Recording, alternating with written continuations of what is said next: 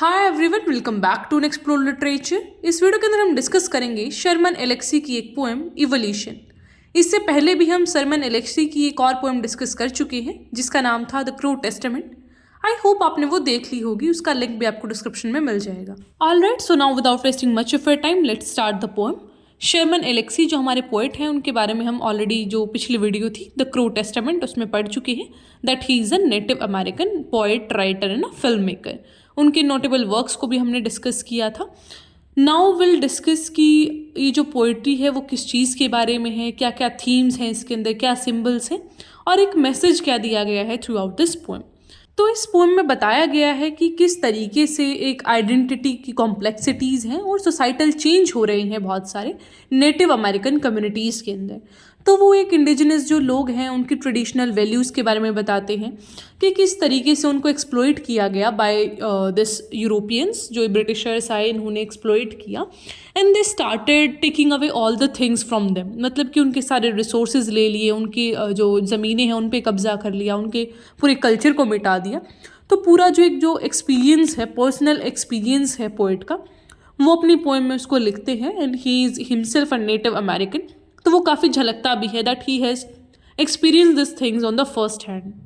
Now let's start the poem line by line. Buffalo Bill opens a pawn shop on the reservation, right across the border from the liquor store, and he stays open 24 hours a day, 7 days a week. And the Indians come running in with jewelry, television sets, a VCR, a full-length beaded buckskin outfit. It took In's muse 12 years to finish. तो यहाँ पे वो क्या बोलते हैं कि एक buffalo bill नाम का आदमी है जिसने एक पॉन शॉप खोला है। पॉन शॉप का मतलब होता है जहाँ पे आप गिरवी रखते हैं कुछ भी सामान, जैसे कि यहाँ पे हमारा वो सुनार की दुकान होती है ना जहाँ पे हम अपना सोना रख के आते हैं and then we take money. तो वो वाला सा सिस्टम है ये कि आप यहाँ पे अपना कुछ भी महंगा या फिर जिसका भी एक्सपेंसिव सा जो भी चीज़ है आप उसको रख सकते हैं और उसके बदले फिर आप पैसा ले रहे हैं। That's the pawn shop.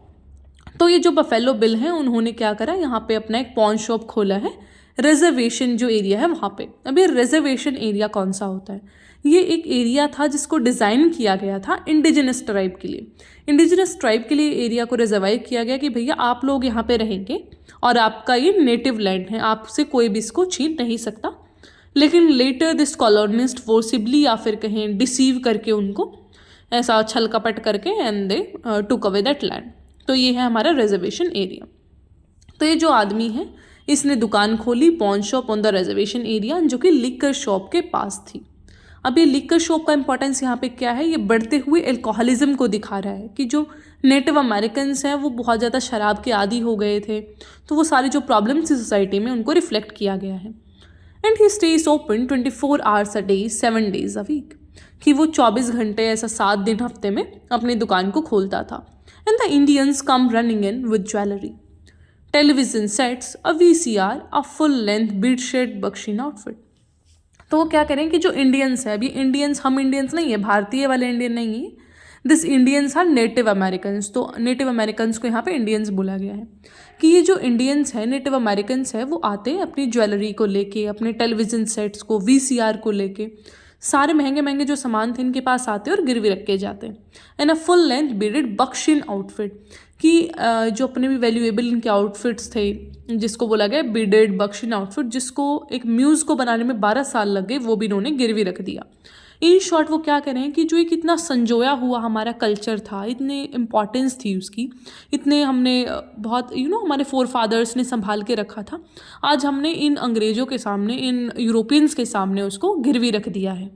फिर आगे वो बोलते हैं Buffalo Bill takes everything the Indians have to offer, keeps it all catalogued and filed in a storage room. The Indians pawn their hands, saving the thumbs for last, they pawn their skills, falling endlessly from the skin, and when the last Indian had pawned everything but his heart. Buffalo Bill takes that for 20 bucks, closes up the pawn shop, paints a new sign over the old, calls his venture the Museum of Native American Cultures, charges the Indians 5 bucks a head to enter. अब देखो कितना interesting इन्होंने यहाँ पे इसमें लिखा है कि ये जो आदमी है बफेलो बिल, जो भी वो ऑफर करते सब कुछ ले लेता था कि भाई तुम दो मुझे, मैं ले लूँगा सब कुछ, तुम्हें थोड़ा सा पैसा दूंगा, बस तुम्हारी जो वैल्यूएबल चीज़ें हैं मैंने ले लेनी है। तो वो कितना आपको स्टार्टिंग में तो कितना अच्छा आदमी लग रहा है ये, कि भाई देखो सबकी मदद कर रहा है, कि भाई पैसे दे रहा है, जिसको भी ज़रूरत है बस अपना कीमती सामान तुम रख दो, जब तुम्हारे पास पैसा नहीं है जब आ जाए मतलब लेके चले जाना। इस तरीके का बहुत अच्छा आदमी दिख रहा है। तो अब ये क्या करता है, सारी चीज़ों को अपने पास स्टोर कर लेता है। अब जो इंडियंस हैं मतलब कि जो नेटिव अमेरिकन्स हैं, उन्होंने अपने हाथ भी गिरवी रख दिए, फिर अपना अंगूठा गिरवी रखा, फिर उनके पास उनकी हड्डियाँ बची वो भी गिरवी रख दी, उनकी स्किन सब कुछ गिरवी रख दिया। एक लास्ट इंडियन बचा एंड उसके पास सिर्फ था एक दिल, वो भी गिरवी रख दिया। मतलब कि कुछ नहीं बचा है, पूरे जो कल्चर है उसका सत्यानाश हो गया है। Everything is destroyed at the hands of this Europeans. ये बताना चाह रहे हैं वो यहाँ पे कि भैया सब कुछ हमने तो गिरवी रख दिया, और बाद में इन्होंने हमें कितने 20 बुक्स, ये इन्होंने हमें $20 या फिर कुछ भी कहें जो भी करेंसी है यहाँ पे, ही गेव दैम दैट। और फिर उसने क्या करा, उस अपनी जो भी ये थी गिरवी वाली दुकान उसको बंद कर दिया। He closes up the pawn shop. और इसने एक अच्छा स्टंट खेला फिर लास्ट में, ही पेंटेड दैट, उस पुरानी दुकान को पेंट करके इसने लिख दिया the museum of native American culture. अब आप देखिए कितना शातिर आदमी है, इसने क्या किया, सारी चीज़ें उनसे ही कलेक्ट की, अब एक म्यूजियम खोल दिया और एंट्री फीस पे लगा दी ऊपर से कि भैया अगर देखने जाना है ना चीज़ों को तो $5 दो मुझे, तब तुम्हें एंट्री मिलेगी। हमारा ही सामान हम ही को दिखा रहा है और हमसे ही पैसे ले रहा है।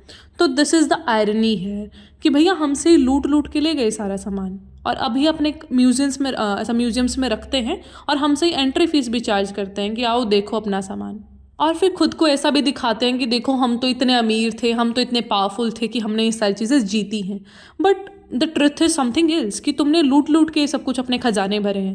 तुम इंडिया के रेफरेंस इस चीज़ को समझो कि कैसे आज भी ब्रिटेन में जो हमारा कोहिनूर है, बहुत सारी चीज़ें आपको ब्रिटिश म्यूजियम्स में देखने को मिल जाएंगे, बहुत सारे महाराजाओं राजाओं की पोशाक, तलवार एंड थिंग्स लाइक दैट। तो आज भी हम वहाँ पे फीस दे के एंटर कर रहे हैं कि okay we have to see the glorious past. भैया पास्ट वहाँ नहीं है, वो तो लूट के वहाँ से गए हुए हैं ना, that actually belongs to Indians.